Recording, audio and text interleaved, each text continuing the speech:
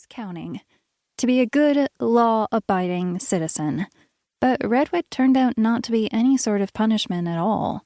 At Redwood, I met my best friends, Jin and Hannah, and it's a good thing I did because life got so much more interesting when they showed up. Together, kind of by accident if I'm being honest, we discovered that my father had been kidnapped by an insane person who wanted help finding and using the stone of Ishtananya, a magical rock from an old Hungarian folktale, which was not supposed to exist. But the rock turned out to be real. Believe me, we were surprised too. And to make matters worse, whoever possessed it had the power of mind control. Not okay, especially when you factor in that insane person I mentioned. We called her Lipstick, and she was pretending to be a super nice, generous billionaire tech genius named Benedict Tewksbury.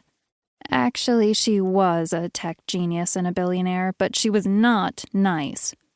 Her goal was to use a chat app she'd invented called Emojabber, along with the stone to control the minds of all her chatting minions. Had she succeeded, it would have been a real problem. But she didn't. We stopped Lipstick, rescued my dad, and retrieved the stone. Yes, you heard that right. We saved the world. Sometimes when you're a kid, you feel like things are happening to you, without your permission or anyone even asking your opinion. It doesn't matter if you yell or scream or protest. The adults get the only vote. When we were treasure hunting the stone, however, it was the complete opposite. We were making things happen. But then I threw the stone into the San Francisco Bay and everyone got really mad at me, especially Lipstick. In my defense, that stone was bad news, and humanity doesn't always make good choices. All you have to do is look at history to know that. In the process of saving the world, I discovered a few things. First, I like having friends. It gives me a buzzy feeling inside that is hard to explain. And second, my father works, on occasion, for the International Task Force for the Cooperative Protection of Entities with Questionable Provenance. I know. What a name. Don't even try to say it when you are sleep-deprived. Your tongue will end up in knots. Called the ITFCPEQP for short. Not much of an improvement if you ask me. The task force hunts the artifacts that might possess qualities uncommon on Earth. You know, magical stuff that is not supposed to exist.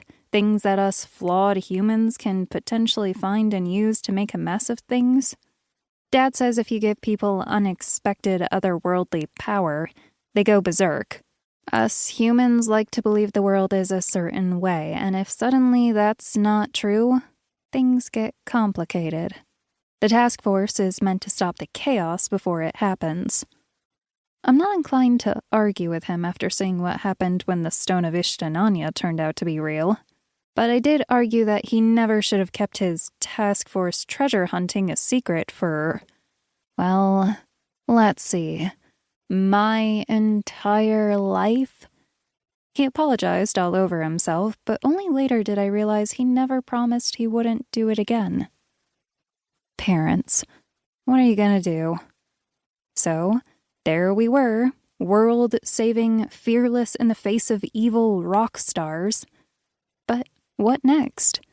Once you get a taste for missing, magical, mythical, potentially dangerous treasure hunting, you cannot go back to the life of an ordinary middle school student for all the donuts in the world. And let me be clear, I love donuts. Of course, that was the exact moment Agent Star and Fish, Task Force treasure hunters, swooped in and asked us to come on board as honorary, temporary, supplemental members, specifically to help find another treasure. And that was just the opening the flying horse and his fancy jewelry needed to ruin my life. Chapter 2. It depends on your point of view. It's day 16 of summer vacation. It was supposed to be a summer of treasure hunting and having outrageous amounts of